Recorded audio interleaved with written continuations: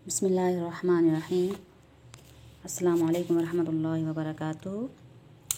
आज की वीडियो भी मैं सबक से थोड़ी सी हट के बता रही हूँ कि मेहनत की बात भी आ रही है कि बच्चों पे मेहनत कैसे कर सकते हैं हम जल्दी पढ़ाने के लिए, या हम बहुत ज़्यादा कम दिमाग बच्चों को जल्दी पढ़ाने के लिए, और या उनके जो है ना जहन में इस चीज़ को लाने के लिए कि जो चीज़ उसको नहीं समझ आ रही है, तो किस तरीके यानी कि कुरान पाक, कुछ बच्चे कुरान पाक और उर्दू के अल्फाज को अलग-अलग चीज़ समझते हैं।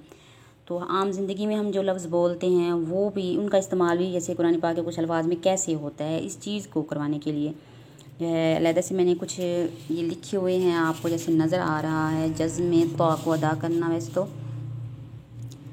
और ता का फ़र्क भी मैंने पहले भी बताया था, ता और त्वा। तो अब रहमानी कायदे में या नूरानी कायदा है, कोई भी कायदा है, उसके अंदर सिर्फ एक लफ्ज़ दिया होता है, हमज़ा त्वा ज़बर आत। तो अब जो ज़हीन बच्चे हैं ज़्यादा से ज़्यादा वो 5 पारों पे अटकते हैं, या 10 पे अटक जाएंगे, या 15 पे, उससे आगे उनको समझ आ जाती है, वो पढ़ जाते हैं। लेकिन कुछ बच्चे ऐसे हैं जो 16 साल तक भी, 17 सालों तक भी जो है उनको ये चीज़ नहीं समझ आती है। तो उनको ये मेरा एक तजर्बा है जो आपसे शेयर कर रही हूँ। तो उनको ये अलहदा से एक कापी बना के सिर्फ हमज़ा पे नहीं हमने लफ्ज़ को रखना, हमने अलिफ से लेकर या तक तकरीबन सारे अल्फाज नहीं कर सकते हैं तो चंद अल्फाज को कर लें, ज़बर के साथ लिख के, ज़ेर के साथ लिख कर और पेश के साथ लिख कर जो है दिखाना है और याद करवाना है।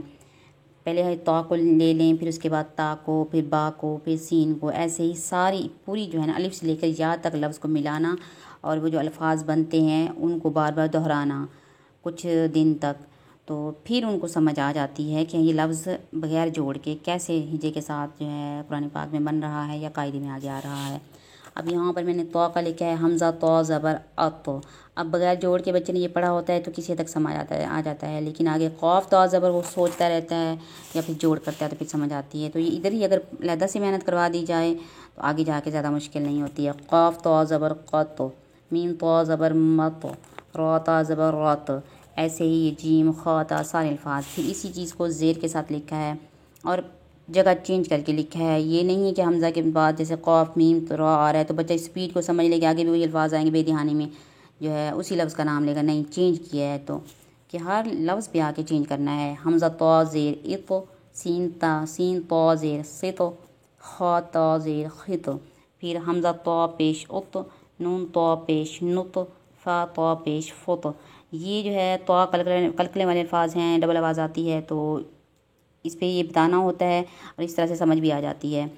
लेकिन ये आपकी मेहनत सिर्फ एक ही बच्चे भी होगी, अगर आप इस तरह से लिख लें तो आगे आप जो है इसको कॉपी करवा लें तो बहुत ज़्यादा सहूलत हो जाएगी और बच्चों के लिए भी।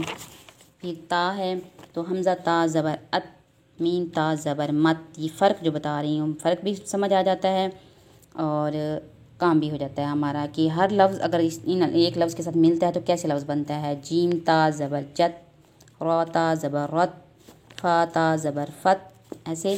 फिर ज़ेर में हमज़ा ता ज़ेर इत, वाव ता ज़ेर वित, फ़ा ता ज़ेर फित, रा ता ज़ेर रित। फिर पेश के साथ हमज़ा तो पेश उत, रा ता पेश रा ता पेश रुत, ता बारीक है, फ़ा ता पेश फुत, जीम ता पेश जुत। नहीं तो बेध्यानी में बच्चे तो ऐसे ही पढ़ते हैं, हमज़ा ता पेश उत, रा ता पेश रुत, ऐसे डबल आवाज़। यहाँ पे ये गलत हो जाएगा, यहाँ डबल आवाज़ नहीं होगी। बारीक ता के साथ जो लफ्ज़ मिलेगा वो साकिन होगा, उस पर डबल आवाज़ नहीं करनी है, वो तो के साथ होगी जो पीछे मैंने आपको बताया है। जैसे इत्आमुन, ये लफ्ज़ हम जब मिलाते हैं किसी के साथ ऐसे बनता है लफ्ज़। और इसके अलावा बाकी जो है सा है, सीन है, सौद है, इनके अल्फाज भी लिखे हैं अलहदा से, उनको भी वैसे ही ये पूरी तख्ती का जैसे मैंने आपको बताया है, इस सारी तख्ती को ऐसे ही मैंने लिखा है और इनको जो है कॉपी करवा के रखा हुआ है। फिर जिस बच्चे की नहीं समझ आती है, उसको नहीं आ रहा होता है, फिर साथ साथ एक लफ्ज़ के साथ पूरा या तक बताना, फिर तो को लेके उसका या तक बताना, सा को लेके उसको फिर या तक जब लफ्ज़ मिलता है सा के साथ कैसे बनते हैं लफ्ज़, तो उसको भी साथ साथ याद करवाना। तो बहुत हद तक बच्चा जल्दी समझ जाता है। अगर आपके पास भी ऐसे कोई केसेस हैं बच्चों के जो नहीं समझ आ रहे हैं, अगर आप इसी तख्ती पे, जहाँ पे वो आगे जो है ना महीने सालों लगाता है, तो इसी तख्ती पे आप टाइम लगा लें, इस तरह से लिख के जैसे मैंने आपको दिखाया है, तो बहुत हद तक आपका वही टाइम जो आगे अटक अटक के लग रहा है, एक समझ के साथ अगर बच्चे का लग जाए तो बच्चा बहुत जल्द कवर कर जाता है अपनी सबक को भी और कुरान पाक को भी पढ़ जाता है।